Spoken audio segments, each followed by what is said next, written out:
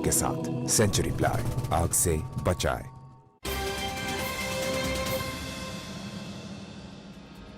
आप प्रवेश कर रहे हैं सीएनबीसी आवाज और इबिक्स कैश के शानदार स्टूडियो में। साथ ही साथ 10 के दमदार ट्रेड्स का जो आप लुत्फ उठाएंगे चंदन तपड़िया साहब और मानस जायसवाल साहब का, वो आपको होता हुआ दिखेगा इस खूबसूरत स्टूडियो सीएनबीसी आवाज़ और इबिक्स कैश के। सतपुते साहब, राजेश जी और चंदन तपड़िया साहब और मानस जायसवाल साहब का हम लोग स्वागत करते हैं। 53 अंक ऊपर निफ्टी 17,410 और 203 अंक का इजाफा बैंक निफ्टी पर 36,680। चंदन जी और मानस जायसवाल साहब, नमस्कार, शुभ प्रभात।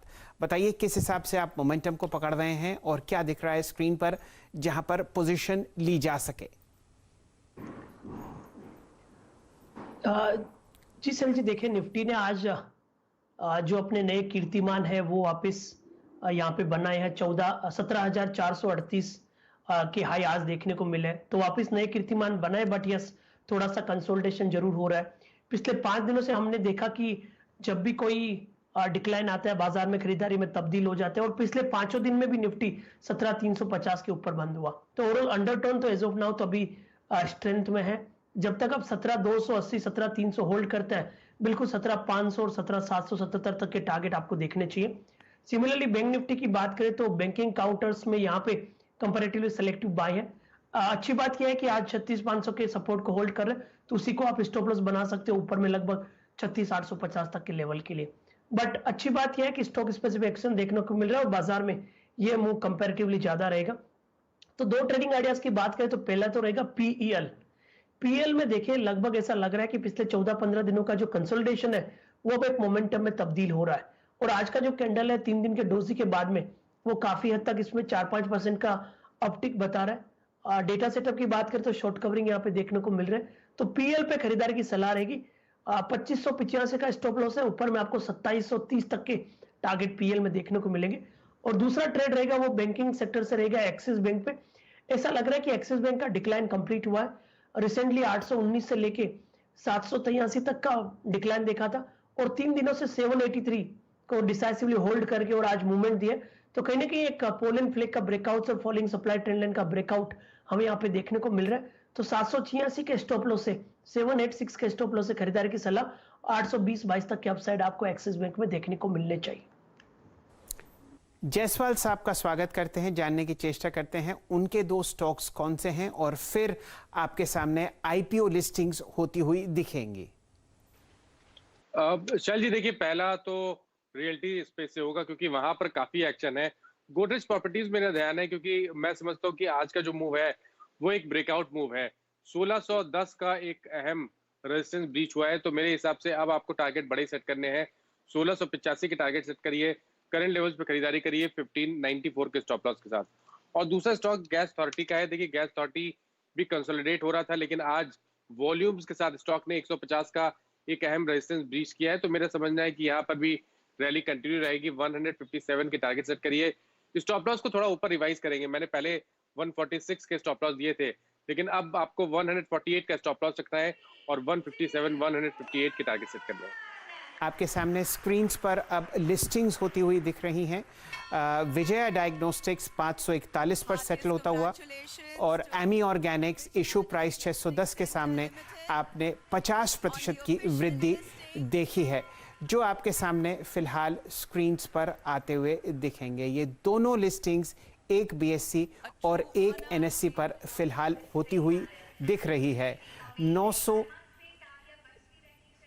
866 का प्राइस आपके सामने एमी ऑर्गेनिक्स पर और 547 का प्राइस आपके सामने फिलहाल आता हुआ दिख रहा है विजया डायग्नोस्टिक्स पर। डायरेक्टर साहब, वो दोनों प्राइसेस आप स्क्रीन पर लेके आइए और जोड़िए आशीष महेश्वरी साहब को।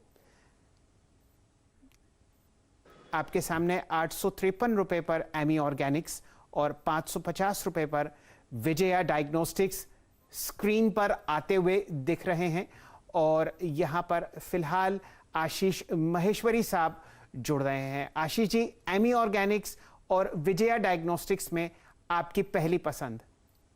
जी, इनफैक्ट दोनों ही पसंद है मुझे स्टॉक एज सच, और मेरी सलाह दोनों स्टॉक्स को होल्ड करने की रहेगी। और मेरा मानना है जो अमी ऑर्गेनिक्स में जो सब्सक्रिप्शन का डेटा आया, किसी को भी कोई जल्दी नहीं करना चाहिए बेचने के लिए, क्योंकि शेयर्स ही काफ़ी कम अलॉट हुए हैं। किसी को भी, चाहे HNI कैटेगरी में जहाँ 150 गुना से ज़्यादा ओवर सब्सक्राइब हुआ है, QIP में भी 80 गुना से ज़्यादा सब्सक्राइब हुआ, और रिटेल में तो 12 केमिकल स्टॉक्स में, और ये कंपनी तो ऐसा है जो 450 से ज़्यादा API ये बनाती है, बहुत हाई ROC और ROE पे ऑपरेट करती है।